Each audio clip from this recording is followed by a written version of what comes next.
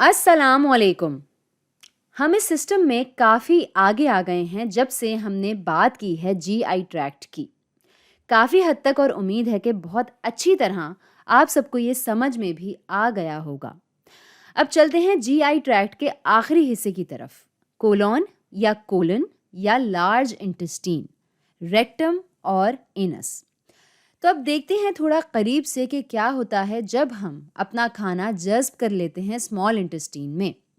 अब लगता ऐसा है कि हमारा खाना जो है वो पास करता है या गुजरता है यहाँ से लार्ज इंटेस्टीन में, जैसा कि आप यहाँ देख सकते हैं।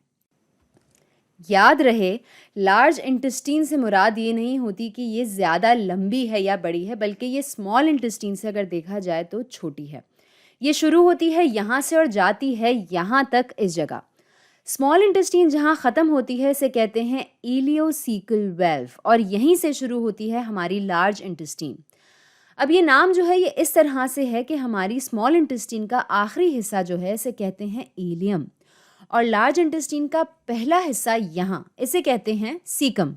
इसलिए इस जगह का नाम है इलियोसीकल वेल्व। अब ये जो एक गैर ज़रूरी सी चीज़ यहाँ आपको नज़र आ रही है, जिसको देखकर लग रहा है कि इसका कोई ख़ास काम नहीं होगा, तो वाकई ये वही चीज़ है जिसका कोई ख़ास काम नहीं होता। ये है अपेंडिक्स। तो ये है वो जगह जहाँ से हमारी लार्ज इंटेस्टीन होती है शुरू। अब ये हिस्सा जो ऊपर की तरफ जा रहा है इसे कहते हैं असेंडिंग कोलन। असेंडिंग कोलन, और ये वही करता है जैसा कि इसका नाम बता रहा है, ये ऊपर की तरफ जा रहा है नीचे से। ये आपके एब्डोमेन में एक इंफीरियर पॉइंट से जा रहा है सुपीरियर पॉइंट तक, और फिर यहाँ से हम जाते हैं इस तरफ। तो ये हिस्सा जो आता है असेंडिंग कोलन के बाद इसे कहते हैं ट्रांसवर्स कोलन। इसे कोलन भी कहते हैं, कोलन भी कह सकते हैं। तो ये है ट्रांसवर्स कोलन, क्योंकि ये जा रहा है ट्रांसवर्सली। और फिर आता है ये हिस्सा जिसे जाहिर है कि कहते हैं डिसेंडिंग कोलन, यानी नीचे जाता हुआ। इसके बाद जो हिस्सा आता है वो है ये, यहीं आप देख सकते हैं, ये एस शेप में जो आपको नज़र आ रहा है, ये यहाँ से इसको कहते हैं सिग्मोइड कोलन। ठीक है। अब लार्ज इंटेस्टाइन किन किन चीज़ों को एब्जॉर्ब या जज़्ब करने का जिम्मेदार है और इससे क्या होता है? तो सबसे पहले आता है पानी, और ये बहुत ज़रूरी है रेगुलेशन के लिए। जो आउटपुट हमें मिलता है यहाँ एनस में, इसके लिए ये बहुत ज़्यादा ज़रूरी है। अब क्या होगा अगर हम बहुत कम पानी जज़्ब या एब्जॉर्ब करेंगे, और ये चीज़ करेगी डायरिया, क्योंकि आपके स्टूल में बहुत ज़्यादा पानी मौजूद होगा। तो अगर बहुत ज़्यादा पानी हमारी लार्ज इंटेस्टाइन या कोलन में हो जाता है जज़्ब, तो हमें होगा कॉन्स्टिपेशन यानी कब्ज़, और ये भी सेहत के लिए बिल्कुल अच्छा नहीं है। इसलिए लार्ज इंटेस्टाइन बहुत अहम किरदार अदा करती है इस बात का तयन करने में कि हमारी बॉडी में कितना पानी जज़्ब होना चाहिए। अब यहाँ अगली चीज़ जिसका हमें जिक्र करना चाहिए वो है कोलेरा। ये एक बीमारी का नाम है जिसमें एक बैक्टीरिया आपकी लार्ज इंटेस्टाइन की लाइनिंग से चिपक जाता है, और इससे होता है ये कि आप खारिज करना शुरू कर देते हैं बहुत सारा फ्लूइड अपने जिस्म या अपनी बॉडी से, और इससे मौत भी वाक़ई हो सकती है, यानी ये फेटल भी हो सकता है अगर बहुत ज़्यादा हो जाए डिहाइड्रेशन और निकल जाए आपके जिस्म से पानी। लेकिन अगर इस इंसान को आप हाइड्रेटेड रखने में होते हैं कामयाब, यानी इसमें पानी की कमी नहीं होने देते, तो बहुत मुमकिन होता है कि बैक्टीरिया खुद ही फ्लश आउट हो जाए, यानी फ्लश हो जाए या निकल जाए बाहर। इसलिए पानी का तवाज़ुन कायम रखना बहुत ज़रूरी है और अच्छा साबित हो सकता है, और कोलेरा को सरवाइव किया जा सकता है।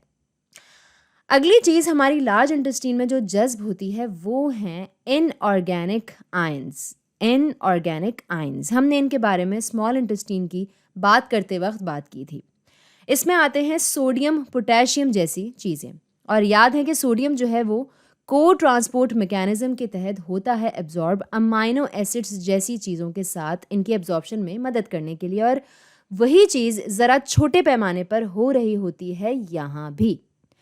अब एक दिलचस्प बात जो यहाँ करना बहुत ज़रूरी है वो ये कि जब भी हम बात करते हैं पानी या आयंस जैसी चीज़ों की, तो लार्ज इंटेस्टाइन वाहिद जगह नहीं है जहाँ ये होते हैं एब्जॉर्ब। अगर किसी का हो जाए ऐसा एक्सीडेंट कि अल्लाह ना करे जिसमें लार्ज इंटेस्टाइन को निकालने की ज़रूरत पड़ जाए, और ऐसा एक्सीडेंट की सूरत ही में नहीं बल्कि अल्सरेटिव कोलाइटिस जैसी बीमारियों में भी करना पड़ता है। तो ऐसी सूरत में किडनी या गुर्दा ऐसा ऑर्गन है इंसानी जिस्म में जो इन तमाम चीज़ों को करता है प्रोसेस, और ऐसी सूरत ना भी हो तो भी गुर्दा बहुत अहम किरदार अदा करता है इनकी एब्जॉर्प्शन में। अब अगली चीज़ जो आती है लार्ज इंटेस्टाइन में वो ये है कि ये घर है बहुत सारे माइक्रो ऑर्गेनिजम्स का, जैसे बैक्टीरिया। अब आप सोचेंगे कि ये बैक्टीरिया क्या कर रहा है हमारे कोलन में, इसका क्या मकसद है। तो बैक्टीरिया जो है ये मदद देता है हमारे कोलन में डाइजेशन कराने में, इन न्यूट्रिएंट्स की डाइजेशन जो हम खुद नहीं कर सकते क्योंकि हमारे पास नहीं होते वो एंजाइम्स। ये ज़्यादातर कार्ब्स की डाइजेशन में मदद देते हैं, और ये एक बड़ा अहम प्रोसेस होता है। जो स्टूल एक इंसानी जिस्म से खारिज करता है इसका 5% हिस्सा होता है माइक्रो ऑर्गेनिजम्स जैसे बैक्टीरिया, और ये बहुत अहम होते हैं डाइजेशन के लिए, कार्ब्स जैसी चीज़ों की डाइजेशन। ये मैं यहाँ लिख देती हूँ। और इस प्रोसेस का अक्सर बाय प्रोडक्ट जो मिलता है वो है मीथेन और हाइड्रोजन सल्फाइड। अब आगे चलते हैं जीआई ट्रैक्ट के सबसे आखिरी हिस्से की तरफ। लार्ज इंटेस्टाइन से निकलकर हम जाते हैं रेक्टम में। यहाँ कोई ख़ास एब्जॉर्प्शन नहीं होती, ये स्टोरेज का काम करता है। हम इसके बारे में ज़्यादा सोचते नहीं हैं, लेकिन ये बहुत ही अहम हिस्सा है हमारे जीआई ट्रैक्ट का।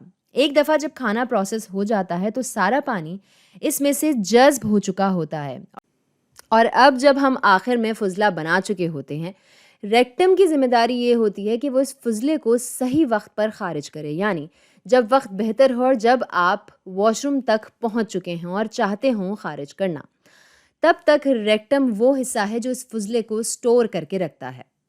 अब आते हैं आखिरी हिस्से की तरफ जिसे कहते हैं एनस। इसमें मौजूद होते हैं 2 स्फिंक्टर्स।